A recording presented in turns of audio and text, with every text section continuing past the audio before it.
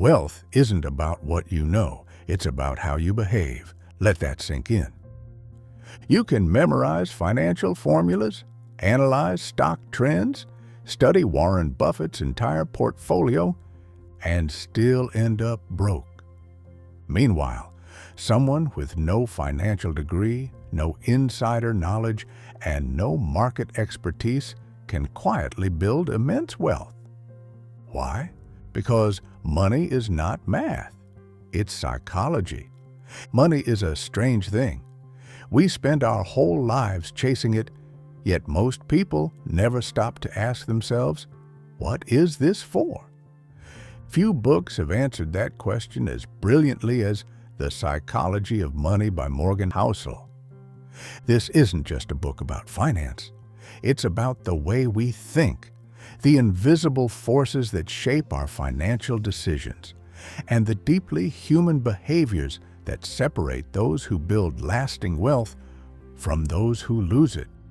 Housel's insights hit hard because they reveal uncomfortable truths. Truths we often ignore. Truths that explain why intelligence doesn't guarantee financial success, why luck plays a bigger role than we like to admit, and why true wealth has nothing to do with numbers in a bank account, but everything to do with freedom. The lessons in this book don't just apply to money, they apply to life. Because at its core, the psychology of money isn't about getting rich, it's about mastering your mind. And here's where most people get it wrong. They think financial success is about intelligence, about knowing more, doing more, earning more, but the truth is, your financial life isn't controlled by how much you know. It's controlled by how well you manage your emotions, your impulses, and your ability to make rational decisions when everyone around you is losing their mind. This is why lottery winners go broke, why elite athletes earning hundreds of millions file for bankruptcy, why high-income earners often live paycheck to paycheck. It's not a knowledge problem. It's a behavior problem. If you cannot control your urges, if you cannot delay gratification, if you cannot think long-term, no amount of income will save you. So let's get real about money. The first thing you need to understand is this.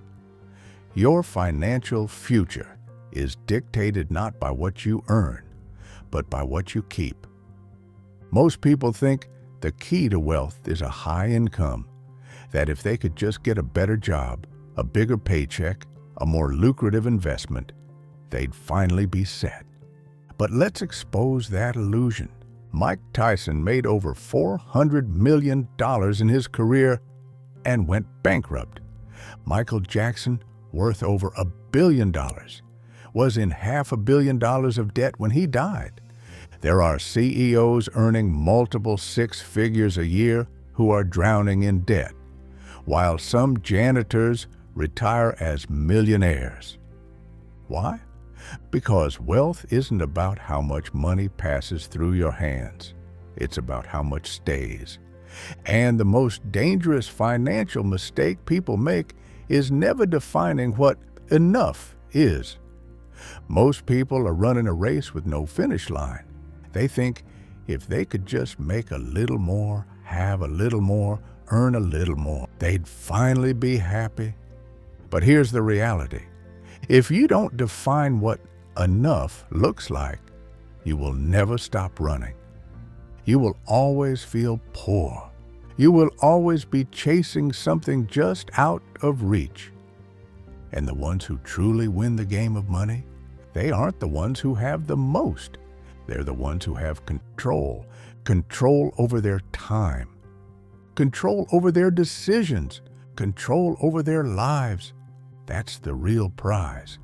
And yet, most people trade that away. They earn more, so they spend more. They upgrade their lifestyle every time they get a raise. They chase status instead of security. And before they know it, they've built a life that looks rich but feels broke. Because the second your lifestyle locks you into a cycle where you need to work just to sustain it, you've lost the game. The biggest trap people fall into is believing that money is about acquiring things. It's not. Money is about acquiring freedom. And that brings us to one of the most misunderstood aspects of wealth: risk. Most people think risk is about making dumb choices, about bad investments, about reckless spending, but risk is more subtle than that. Risk isn't always about stupidity. Sometimes it's just bad timing. Bill Gates is a billionaire. But what if Bill Gates had been born in 1880? Same intelligence, same ambition, same work ethic, but no computers, no Microsoft. This is the role that luck plays in success. The hard truth is that some people will succeed purely because they were born in the right time, the right place, with the right circumstances. And if you don't recognize this, you will take risks you shouldn't. You will overestimate your skill. You will assume your past success guarantees future success. It doesn't. The greatest investors in history aren't the ones who make the biggest bets. They're the ones who survive the longest. Because the real game is not maximizing profits. The real game is staying in the game. You don't need to make risky, aggressive moves to win. You need to make consistent, patient moves that allow you to keep playing. Which brings us to another painful truth most people ignore. Getting rich is not about intelligence. It's about endurance. And the number one skill that separates those who build wealth from those who never do? Patience. Most people think wealth is built by making quick, smart decisions. In reality, wealth is built by doing simple things consistently over long periods of time. Warren Buffett didn't become a billionaire because he picked the perfect stocks. He became a billionaire because he started investing at age 11 and stayed invested for over 80 years. Compounding is the most powerful force in finance, but it only works if you let it. And most people don't. They jump in and out of investments. They try to time the market, they chase the next hot trend, and in doing so, they sabotage their own future. The real secret to building wealth is not excitement, it's boredom. It's the ability to stick with a strategy even when it's not thrilling, even when everyone else is chasing the next big thing, even when it feels like nothing is happening. Because boredom is the price of compounding, and those who can't handle it will always be poor. But here's the final, ultimate truth about money. Money by itself is meaningless. The goal is not to have a big number in your bank account. The goal is to have freedom. Freedom to wake up and do what you love. Freedom to spend time with the people you care about. Freedom to never have to say yes to things you hate. If your money does not give you that, then you have failed. The world is full of people who are rich but miserable because they chased money without ever asking themselves, what is this for?